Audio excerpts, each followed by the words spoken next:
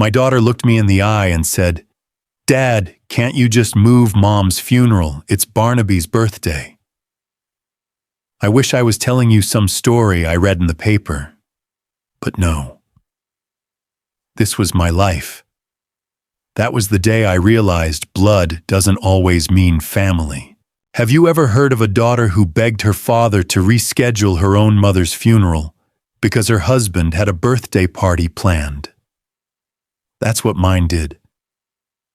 At 72, as I buried the love of my life alone, my only child was cutting cake at a restaurant. But what she never expected was that her choice that day would make me change everything: the will, the inheritance, and the very meaning of family itself. What happened next shocked her to the core. My name is Sever Garland. I'm 72 years old, and for most of my life, I thought I had done things right. I was born in Callaway, Nebraska, to a farmer who dreamed his son would build houses instead of plowing fields. And that's exactly what I did. For 40 years, I worked as a civil engineer building shopping centers all across the Midwest. The work was steady, the pay decent. It gave me the chance to support my family and put away a good nest egg for the future. But my real fortune wasn't in dollars or in buildings. It was in my wife, Octavia. She had a name as rare as her spirit. We met at the University of Nebraska, me with my slide rules and blueprints, her with her stacks of novels and poetry. She became a school librarian, the kind of woman who could put the right book in a child's hands and change their whole life. For 47 years, she filled our home with warmth, conversation, and the smell of fresh bread from the oven. Together we raised our only child, our daughter Cordelia. She was smart, talented, graceful. Octavia taught her to love music and dance. I helped her with numbers and science. We thought we had given her everything a young girl could need: love, education, encouragement. For years we were proud beyond measure, but pride can turn into heartbreak. Cordelia grew up, left for Omaha, built a career in advertising. At 32, she married Barnaby Crane, a financial consultant 8 years older who lived for numbers and appearances. At first, we were simply glad she had found someone. But soon we saw the signs.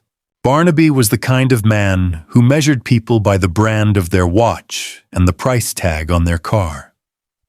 He drove a polished BMW, wore tailored suits, and belonged to a country club where reputation meant more than character. Cordelia began to change around him. Her phone calls grew shorter, her visits fewer. When she did call, I could almost hear him listening in the background, shaping her words. The girl who once played piano for us after dinner was now talking about stock portfolios and which brand of leather boots were in season. Octavia worried aloud. "Maybe we did something wrong, Sever," she whispered to me on those sleepless nights. But I always told her no, we had raised her with love. What we couldn't control was the man she chose to bind her life to, and then came the darkest chapter. Octavia fell ill with pancreatic cancer. The doctors gave us a year.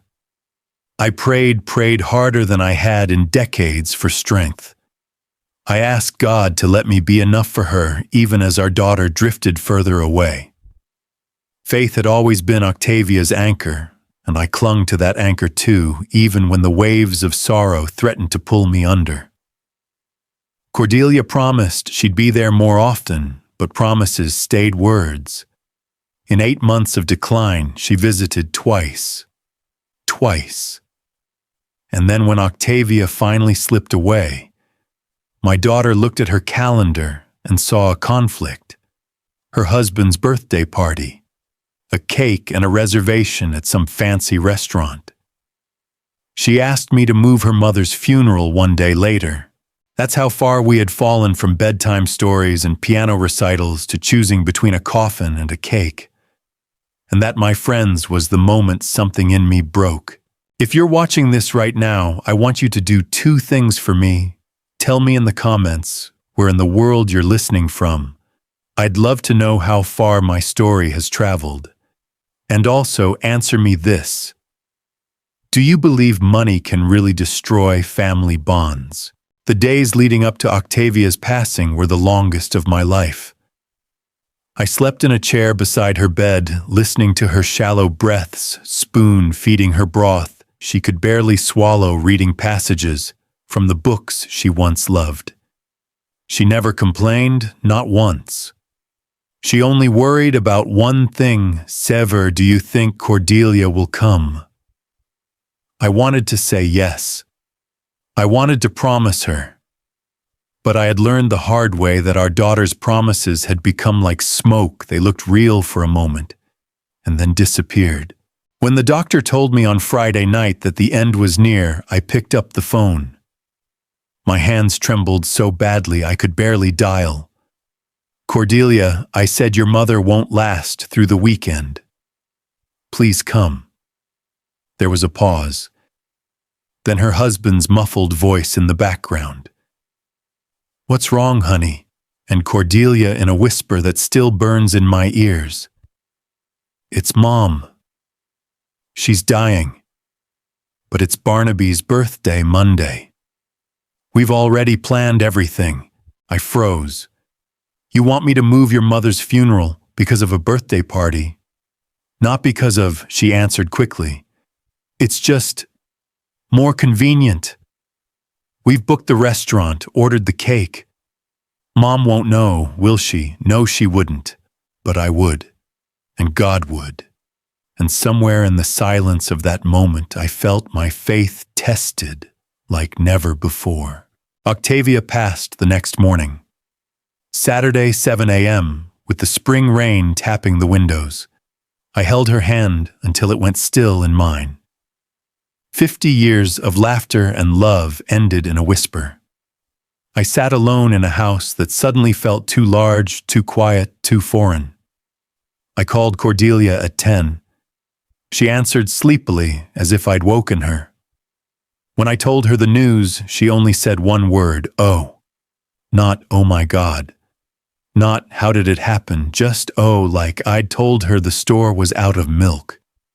And when I told her the funeral would be Monday at St. Paul's Church, she sighed, almost irritated. Daddy, can't you make it Tuesday? Barnaby's birthday is Monday, and we've already invited people. It's just one day apart. One day apart. Between a birthday and a burial. Between duty and convenience. Between love and selfishness. I told her the funeral would remain on Monday. If you can't come, I understand. And I hung up before she could say more. Monday came gray and wet, the kind of day when heaven itself seems to cry. I woke early, dressed in the black suit I had bought for my nephew's wedding years ago, and tied the last Christmas tie Octavia had ever given me. When I looked in the mirror, an old man stared back, hair-white eyes, hollow but determined. At St. Paul's, more people came than I dared to expect. Neighbors, colleagues from the library, children Octavia had once read to, even parents she'd helped through charity programs. They filled the pews with umbrellas dripping rainwater, their faces solemn but full of respect. The service was beautiful. Pastor Elwood, who had baptized Cordelia as a baby and married Octavia and me 46 years ago, spoke with warmth about her life. He reminded everyone of her tireless work to put books into the hands of children, her laughter at book club meetings, her gentle way of making strangers feel welcome.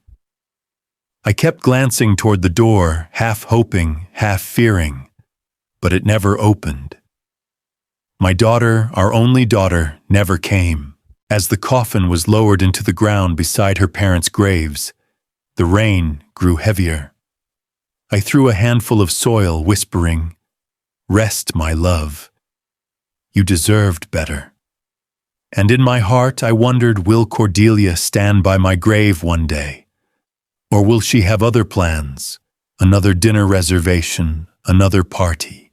That evening, the house filled with neighbors sharing casseroles and stories of Octavia. They told me things I hadn't known: how she taught one boy to read when others gave up, how she quietly paid for books for a struggling family, how she volunteered at the hospital on her days off. "Where's Cordelia?" one woman from the book club asked gently. "She had other obligations," I answered, my voice flat, and the woman lowered her eyes, knowing better than to press. By the time the guests left, and my brother Theodore closed the front door, the silence pressed down like a weight. Octavia was gone. Cordelia had chosen a cake over a coffin, and I sat alone asking God a question I never thought I'd have to ask: Lord, what do you call a daughter who abandons her own mother? 3 days after the funeral, I found myself sitting in the office of Casper Winthrop, the lawyer who had handled our family's affairs for nearly 2 decades. He was a serious man with thinning hair, horn-rimmed glasses, and the kind of voice that always carried a weight of caution. He had drafted the will Octavia and I signed 10 years earlier, the one that left everything to Cordelia, our only child. But now, staring at the worn leather chair across from his desk, I knew that will no longer represented my family.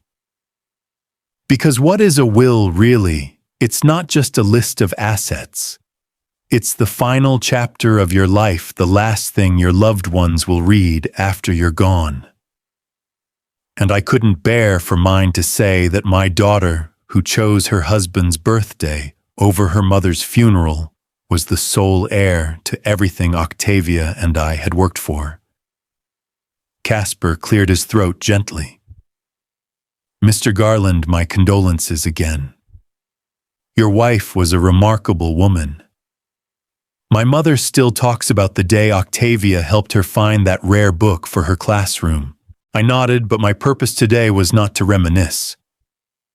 "Casper, I need to change my will." He blinked. "I understand. But you've just buried your wife. Maybe it would be wise to wait a few months before making big decisions. Grief can cloud judgment." I shook my head. My voice was steady, though my heart still ached. My judgment has never been clearer. My daughter didn't attend her own mother's funeral. She preferred a birthday party. That's not grief talking, Casper, that's reality. Casper leaned back, removed his glasses, and studied me carefully. "All right, tell me what you want." I slid a folded piece of paper across his desk. On it, I had written 3 names. The Children's Reading Foundation, the charity Octavia had devoted years to helping put books into the hands of kids who had none. The Homeless Animal Shelter, because Octavia never passed a stray without wanting to take it in. The Pancreatic Cancer Fund, because that disease had stolen her life, and I wanted to fight it in her name. "Split everything 3 ways, I said firmly. Half the house and money to the Reading Foundation, a quarter to the animal shelter, and a quarter to the cancer fund. Casper scribbled notes, his brow furrowed. "And your personal items, jewelry, photographs, heirlooms." For a moment, I hesitated. I thought of Octavia's pearl necklace passed down from her mother, her wedding ring now tucked into my dresser drawer. The family photos lining our shelves showing a smiling little Cordelia between us. My throat tightened. "Sell them," I said at last. "Let the charities use the money for good. Even the photographs. I don't want my daughter fighting over memories she no longer values." Casper looked up, troubled. "Mr. Garland, even the photographs?" "Yes, even the photographs. Because pictures of a happy family mean nothing when that family is gone. There was a long silence. Finally, he spoke. I must warn you, Cordelia could contest this in court. She could argue you weren't of sound mind, or were acting under undue influence. It happens more often than you think. I straightened in my chair. Casper, I am of sound mind, and I have never been more certain of anything in my life.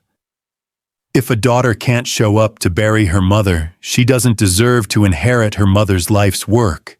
Casper nodded slowly, then suggested safeguards 2 witnesses, a notarized psychiatric evaluation, airtight paperwork that would make it nearly impossible for Cordelia to challenge. I agreed to every precaution. I didn't want anger or grief to be misread as confusion. Before I left, I asked, will Cordelia know about the new will? By law, heirs are notified within 30 days of your passing. But if you'd like, I can send her a copy now. I shook my head. No. Let her find out after I'm gone. That way she'll have to live with the choices she made not just today, but every day after. Casper looked uneasy, but he didn't argue. Walking out into the bright May sunlight, I felt lighter than I had in months. The grief of Octavia's death was still raw, but for the first time since the funeral, I felt a sense of order returning. This wasn't revenge. It wasn't spite.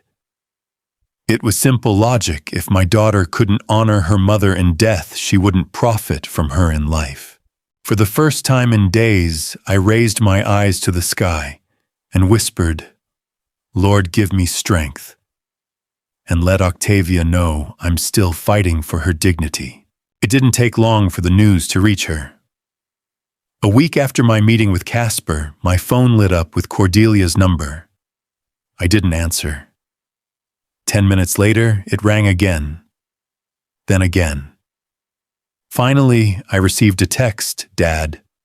I just got something from your lawyer. Call me right now. I didn't. That evening, just as I was setting my dinner on the table, there came a furious pounding at the front door. I opened it to find my daughter standing there in her designer coat, hair disheveled, eyes swollen from crying. In her hand, she clutched the lawyer's letter like a weapon. What is this? She demanded, waving the papers.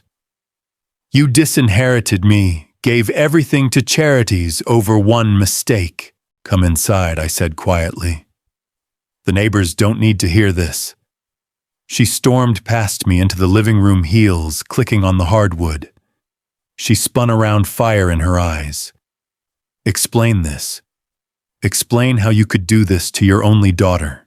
I sat down slowly in my chair, the same one Octavia used to sit across from every evening. There's nothing to explain. You didn't come to your mother's funeral. You chose a birthday party. I chose to honor her with what we built together. Cordelia's voice rose to a near scream. Dad, you can't just erase me from the family. I am your blood. This house, that money, it's my right. I felt something inside me snap at those words. Your right, no, Cordelia. Inheritance is not a right. It is a gift.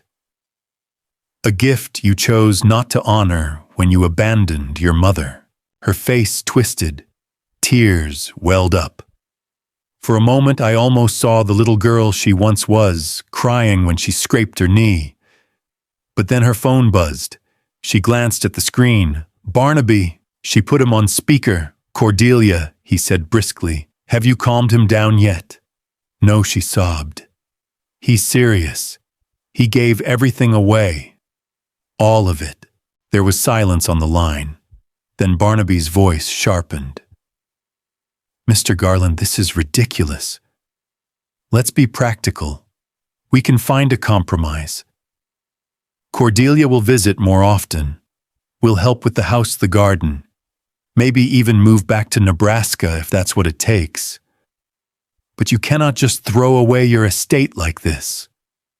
I leaned forward, my voice steady. Barnaby family is not a business deal. I don't barter love for visits. I don't negotiate loyalty.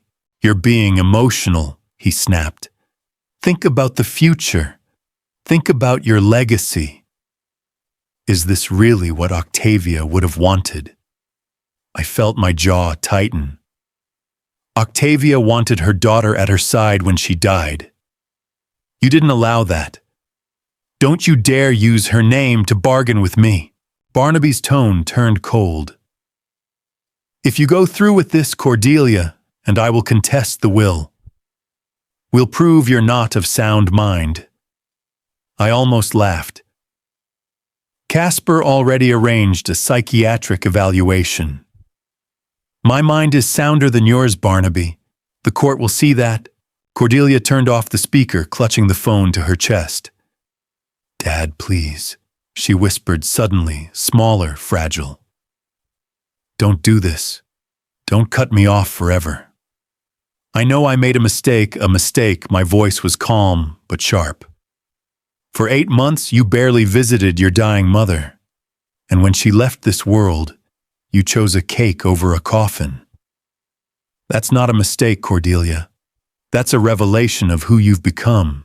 She broke down crying, dropping into the armchair across from me. I wish I could take it back. If I could redo that day, I would cancel everything. I swear I would. I looked at her for a long moment. Do you regret not being there for your mother? Or do you regret losing the inheritance? She couldn't answer. The silence was enough. If you're still with me in this story, type the number 1 in the comments. I want to know who's following every turn of this journey with me. By the time she left that night, her makeup was smeared and her voice hoarse from pleading. But my decision stood. As she walked out the door, Barnaby's BMW idled in the driveway, headlights cutting through the rain. I watched her climb inside, watched the car pull away. And for the first time in my life, I realized something painful but true. I had a daughter by blood, but not by loyalty. And loyalty, I thought, is what makes a family. It didn't take long for Barnaby to show his true colors. A month after that night in my living room, Cordelia called again, not with anger this time, but with fear in her voice. Daddy. Barnaby says if I can't fix this inheritance mess, our marriage won't survive. There it was. The truth I had seen from the very beginning. He hadn't married my daughter out of love. He had married her for the promise of security, for the house, the savings, the legacy of 2 hard-working parents. And when that promise was gone, so was his devotion. At first, Cordelia tried to fight for it. She begged me, pleaded with Casper, even hinted at suing. But the will was airtight. The psychiatric evaluation, the witnesses, the careful drafting, it all left her with no weapon to wield. By summer, Barnaby had filed for divorce. He wanted half of everything, their 4-bedroom home in the upscale neighborhood, the leased BMW she drove, the joint investments they'd built together. Cordelia fought, but his lawyers were ruthless. In the end, she walked away with a modest apartment, a fraction of her savings and furniture she had once considered beneath her. Barnaby, meanwhile, kept the house, the car, the club membership, and the circle of friends who valued appearances more than people. For Cordelia, it was a free fall. From catered dinners and designer handbags to budget groceries and secondhand clothes. She called me one night in tears, sitting on the floor of her bare new apartment. I don't even know how to cook, Daddy. I've never had to. Barnaby always handled the restaurants. I burned rice tonight. Rice, I wanted to feel sympathy, but my heart was still hardened. Then you'll learn, I said gently. Your mother always said struggle is a teacher. She sniffled. I don't want struggle, I want my life back. That life wasn't yours, I told her. It belonged to a man who saw you as part of his portfolio. Through all this, I never reached for the phone to offer money. And for the first time, she didn't ask. Maybe she knew what my answer would be. Instead, she began to talk about ordinary things, her job at a smaller advertising agency, the little garden she was trying to keep alive on her balcony, the books she had started to read again. At first, it sounded like small talk, but slowly I realized it was more. My daughter, so long swallowed by the glitter of wealth, was rediscovering the basics of living. You know, Dad, she said one evening, I forgot what it was like to budget, to go to the store and count the dollars in my hand. I used to laugh at people who compared prices. Now I do it every week, and it feels real. Her words lingered with me. Real. For years I had watched her perform smiles at parties, careful words on the phone, nodding along with Barnaby's arrogance. Now stripped of the fancy car, the house, the friends who vanished when the money did, she was finally real again. One Saturday, she drove back to Nebraska in a dented sedan she'd bought used. No BMW, no leather seats, just a plain car with squeaky brakes. She pulled into my driveway, got out, and stood there uncertainly holding a Tupperware container. I made a casserole, she said shyly. It's not very good. But I thought of Mom while I was making it. She used to cook this, I remembered. And as we sat at the kitchen table, her casserole steaming between us, I saw a glimpse of the daughter I thought I'd lost forever. Not the polished wife of a rich consultant. Not the woman who measured life in social events and designer labels, but the little girl who once baked cookies with her mother flour on her cheeks, laughter in her eyes. For the first time in months, I felt something stir in my chest. Not forgiveness, not yet, but the faintest flicker of hope. That night I prayed again. My voice cracked as I whispered into the darkness. Lord, maybe this is your way of breaking her chains. Maybe this fall is the beginning of her return. And as I lay there, I realized that sometimes God doesn't answer with comfort. Sometimes He answers with loss, because only when we lose everything do we learn what truly matters. It was in early autumn when I noticed the first true shift in my daughter. Nebraska mornings had turned crisp leaves crunching underfoot, the air carrying that sharp edge that always reminded me of school days long ago. Cordelia called me one Saturday. Her voice was calmer than it had been in months. Dad, can I come by the cemetery with you? I want to see Mom. We met at St. Paul's that afternoon.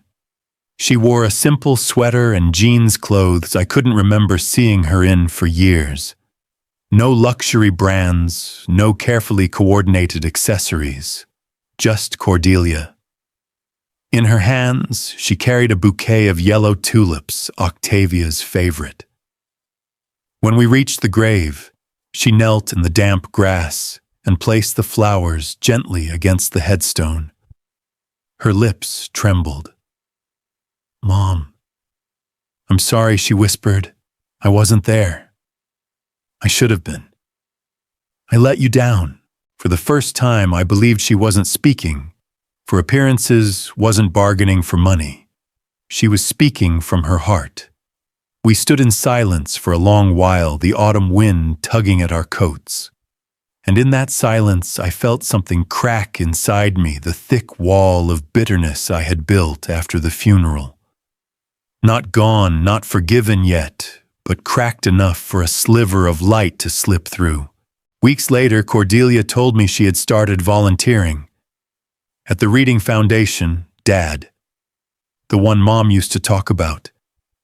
They need people to read to children at the hospital and the library. I thought, maybe I could do what she did. The first time I saw her at it, I didn't tell her I was coming.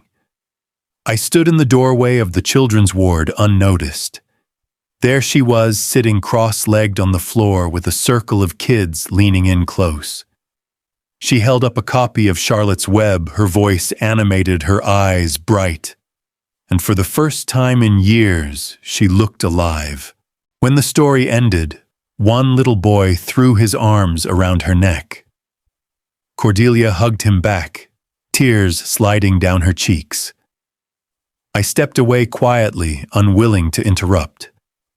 That night when I prayed before bed, I whispered, "Lord, thank you for this. Maybe she is finding her way back not just to me, but to herself."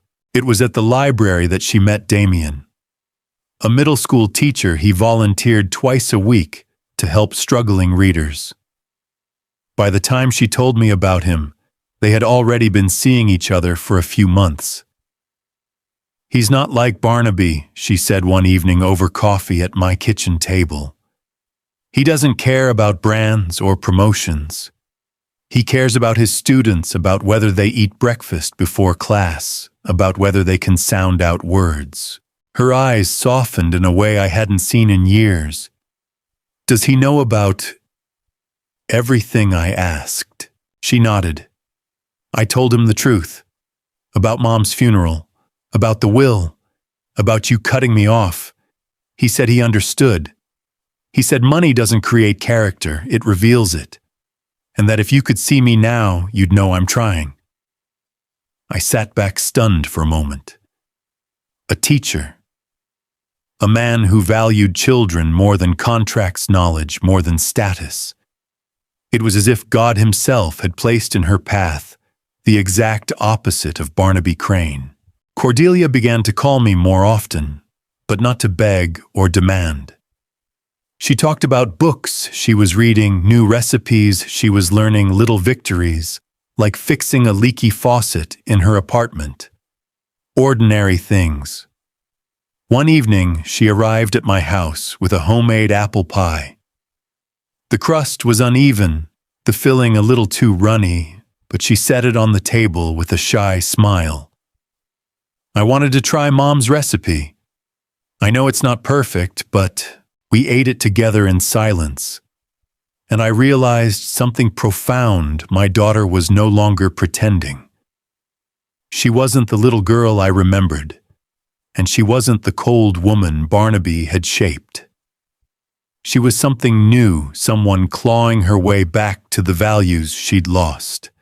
As I watched her wash the dishes that night, sleeves rolled up, humming softly to herself, I felt the weight in my chest lighten. It wasn't forgiveness yet, but it was the first real sign of repentance.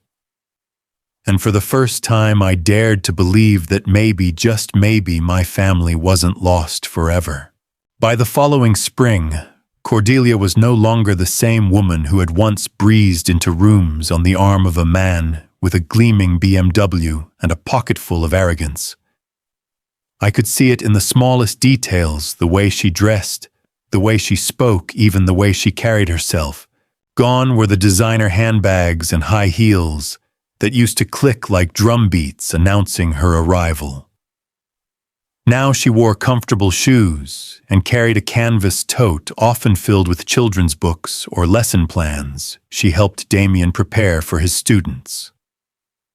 Her once polished nails were often chipped from cooking or gardening, and to me they were the most beautiful thing I'd seen in years. One Sunday morning, she invited me to her small apartment for lunch. The place was modest, 2 bedrooms, 1 bath, furniture bought second-hand. But it was neat, warm, and filled with the scent of baked bread. She had a potted basil plant on the windowsill and a second-hand quilt folded neatly on the couch. "I know it's not much," she said nervously, pouring me a cup of tea, "but it feels like mine." I looked around and smiled. "It's more than much, Cordelia. It's honest." She had also taken to cooking. The same woman who once scoffed at kitchens now filled hers with the clatter of pans and the hiss of simmering sauces. She laughed at her own mistakes. "I nearly burned the stew last week, Dad." Damien ate it anyway, said it was the best thing he'd ever had. She told me about teaching herself to mend clothes, about walking, instead of driving when she could, about budgeting down to the dollar. "Do you know what's funny?" she said one evening. "I used to think happiness was ordering a bottle of wine I couldn't pronounce at some restaurant where everyone pretended to be important. Now it's sitting with Damien eating a bowl of soup I made myself listening to him tell me about his students. It feels lighter, and I believed her. But it wasn't just the day-to-day habits that showed her change. It was her spirit. She laughed more freely without the edge of performance. She spoke with humility, admitting faults rather than covering them. She stopped comparing herself to others. At the Reading Foundation, she became a fixture. Children began to look for her, tugging at her sleeve when she arrived. Parents wrote thank you notes. One even said, "Your mother must be smiling down on you." Cordelia cried when she read that note aloud to me. Damien, too, seemed to bring out the best in her. I saw them together one afternoon at a community picnic, her hair pulled back, face flushed from the sun, laughing as Damien poured lemonade for the kids. They didn't look like a polished couple out of a magazine. They looked like two people who actually enjoyed each other's company. And perhaps the greatest sign of all, Cordelia no longer mentioned the inheritance. Not once. She stopped circling back to the money, stopped trying to negotiate visits or affection. Instead, she spoke about meaning, about service, about purpose, about building something that lasted longer than handbags or cars. One evening, as we sat on my porch watching the sun dip behind the fields, she turned to me. Her eyes were steady, her voice soft. "Dad, I don't expect you to forgive me overnight. I don't deserve it. But I want you to know I'm not asking for anything. Not money, not houses, not even your approval. I just want a chance to be your daughter again." I swallowed hard, staring at the horizon. For months I had kept my heart guarded, afraid to believe. But in that moment, I realized something. She wasn't the same woman who had once measured her worth by Barnaby's approval. She was rebuilding herself from the ground up. And though I didn't say it out loud, my heart whispered back to God, maybe this is what grace looks like. That night after she left, I sat alone in the quiet house. For the first time since Octavia's funeral, I didn't feel the ache of loneliness pressing down on me.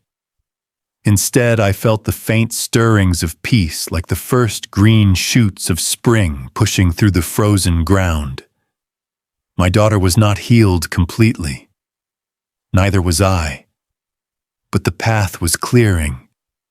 And perhaps, just perhaps, we were both finding our way back. The idea came to me on a cold February morning, while I was pruning the roses Octavia once tended with such care. My hands were stiff from the frost, but my mind was clear. Every thorn I clipped felt like a question. Do you hold on to the past sever, or do you let someone grow again? For months I had kept the new will tucked safely in Caspar Winthrop's office, ironclad, sealed, untouchable. It was my shield against disappointment. A document that said, "You can't hurt me again, Cordelia."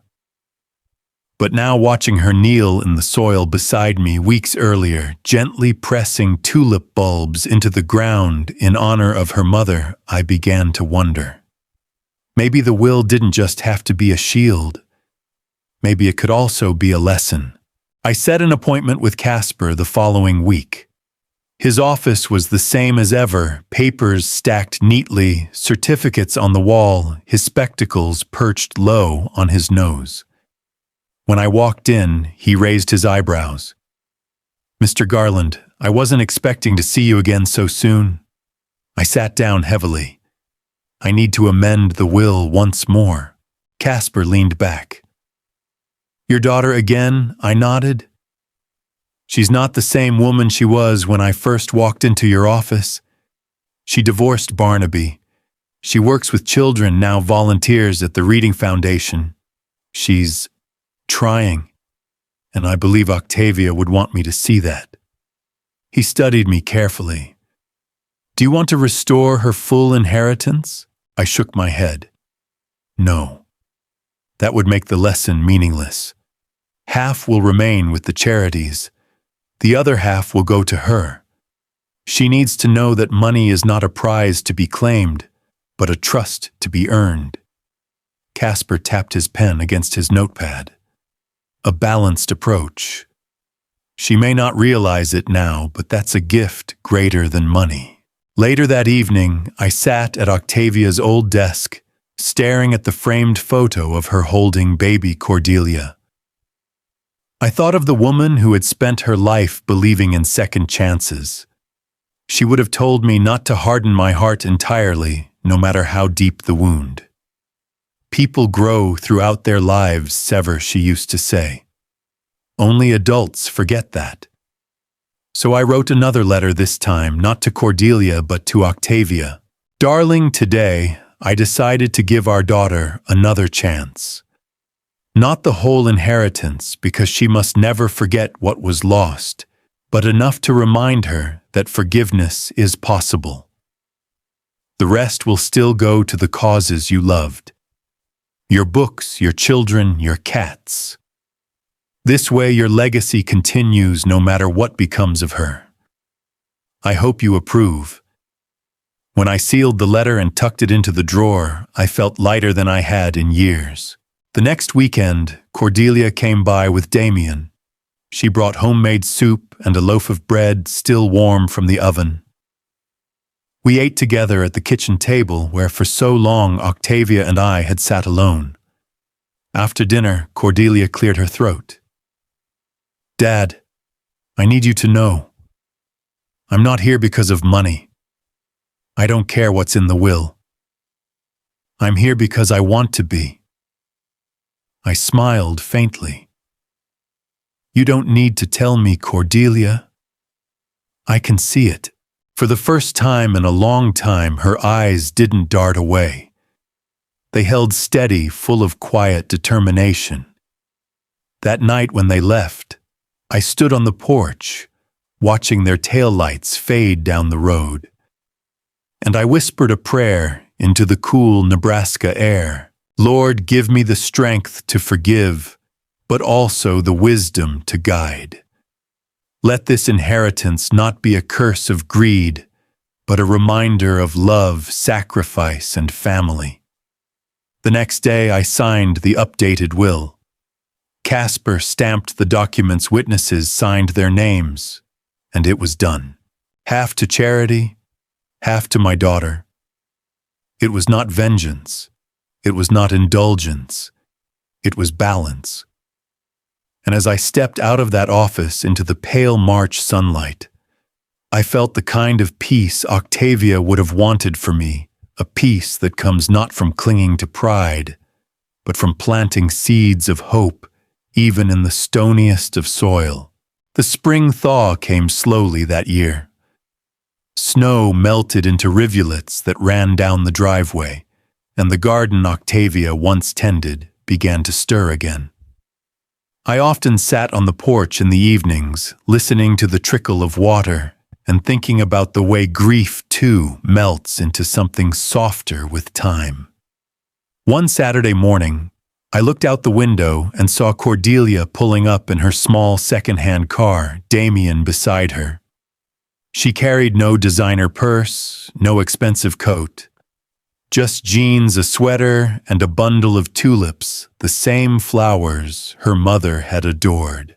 "Good morning, Dad," she said gently as she stepped onto the porch. "We thought we'd help with the garden today." For a moment I couldn't speak. All I could do was hand her the rake leaning against the wall. She took it without hesitation, and together we worked in silence, clearing the dead leaves, turning over the soil, planting bulbs. Damien trimmed the hedges, whistling softly. It felt normal, like family again. At lunch, Cordelia surprised me. She opened a small notebook and slid it across the table. "I've started keeping a journal," she said. Inside were sketches of library programs, story hours, and plans for reading sessions with children. "It's a volunteer project, but it makes me feel close to Mom. I thought you'd like to see it." I flipped through the pages slowly, my eyes catching on her handwriting. Still the same looping script she used as a teenager. She had written about kids who reminded her of herself at 7, stubborn but eager. She'd even quoted a line from To Kill a Mockingbird. Octavia's favorite novel, "You never really understand a person until you consider things from his point of view." I swallowed hard. "Your mother would be proud of this, Cordelia." Her eyes watered. "That's all I want now, Dad, to make her proud. And you too." A week later, she came by alone. Damien had to teach late, but Cordelia arrived with a casserole dish. "I tried Mom's old recipe," she said, setting it on the table. "It didn't taste quite the same, too much salt, not enough cream, but that wasn't the point. The point was that she had tried." After dinner, she lingered in the living room, staring at the bookshelves. "Do you still have Mom's pearl necklace?" she asked softly. I nodded. "It's in the box upstairs. I don't want it now. But someday, when I've earned your trust again, I'd like to wear it. Not for myself, but so that when my daughter asks about it, I can tell her the story of the woman who wore it first." Her words caught me off guard. She wasn't asking for jewelry or money.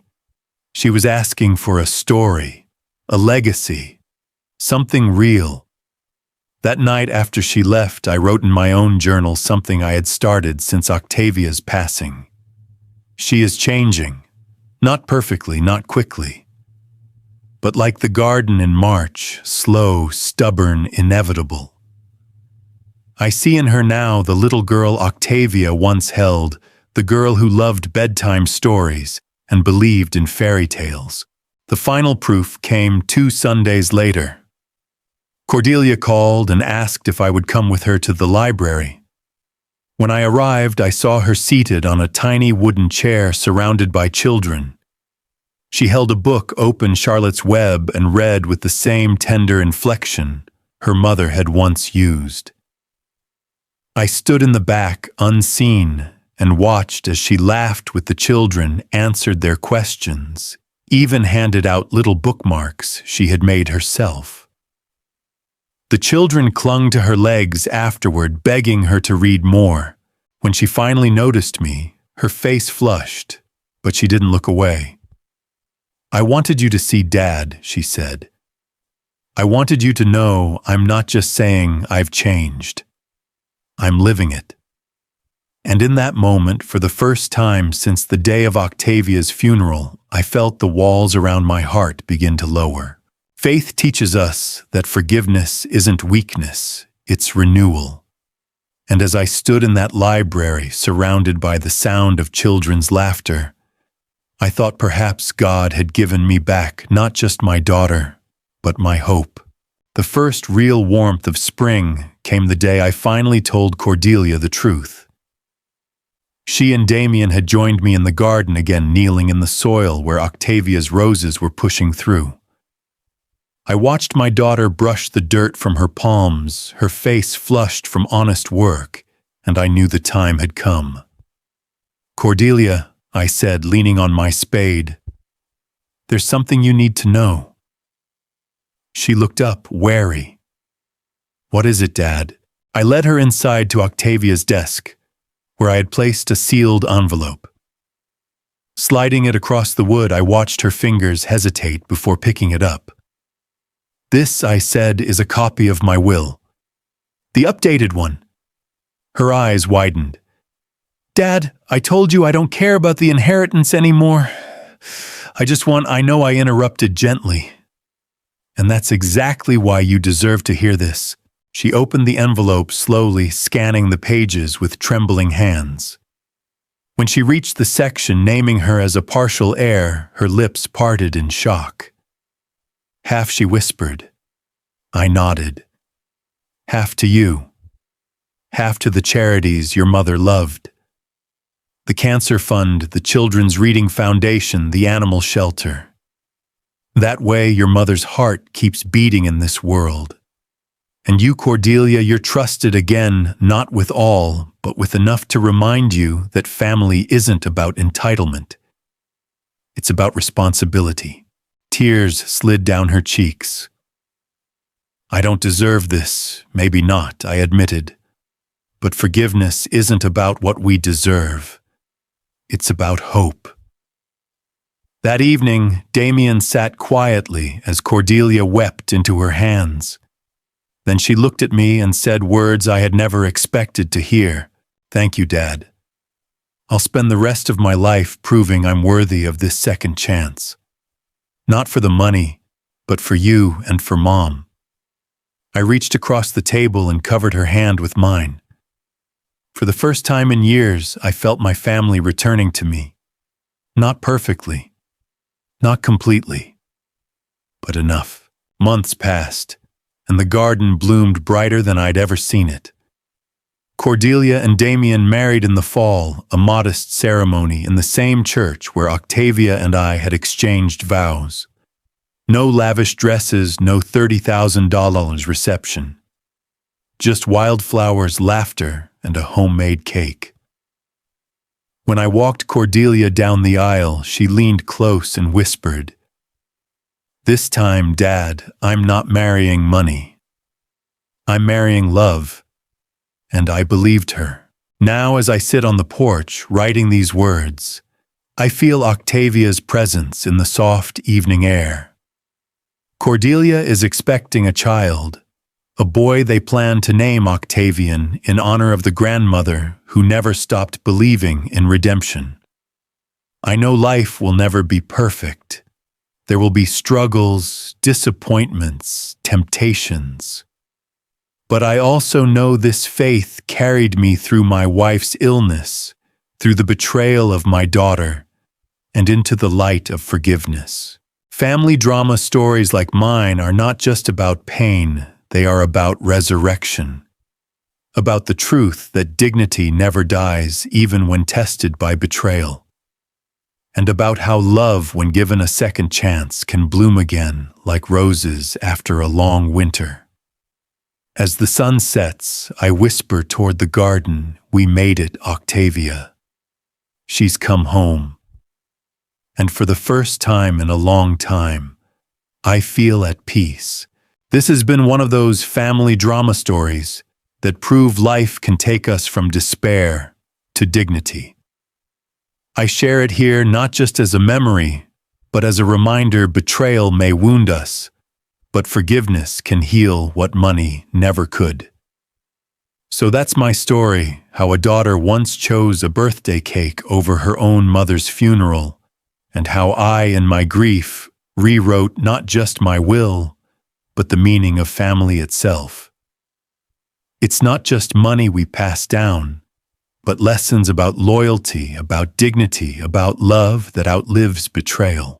And I'll tell you this, these family drama stories are never easy to live through, but they remind us of one truth: dignity never dies, and hope can be reborn when forgiveness meets change. If my story has touched you, share it with someone who needs to hear it today. And don't forget to subscribe Brian Stories for more family drama stories, because every week I bring you another chapter of life, love, betrayal, and the fight to reclaim dignity.